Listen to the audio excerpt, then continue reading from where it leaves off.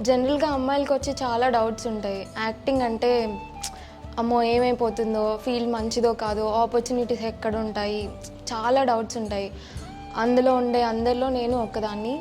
2 years literally acting కోసం search చేశాను. అంటే ఎక్కడికెళ్ళాలి, ఎలా నేర్చుకోవాలి అని చెప్పి. అలా నేను సెర్చ్ చేస్తున్నప్పుడు నాకు ఫస్ట్ మంచిగా అనిపించింది థియేటర్ ల్యాబ్. థియేటర్ ల్యాబ్ వచ్చి హైదరాబాద్‌లో లేదు. బేసిక్‌లీ నేను పుట్టింది, పెరిగింది హైదరాబాద్‌లో. సో ఇది వచ్చి చెన్నైలో ఉంది. చెన్నై మళ్ళీ లాంగ్వేజ్ ఇష్యూ ఉంటుందేమో, అక్కడికెళ్తే ఎలా ఉండాలి, స్టేయింగ్ ఇష్యూస్, చాలా భయాలుండేవి.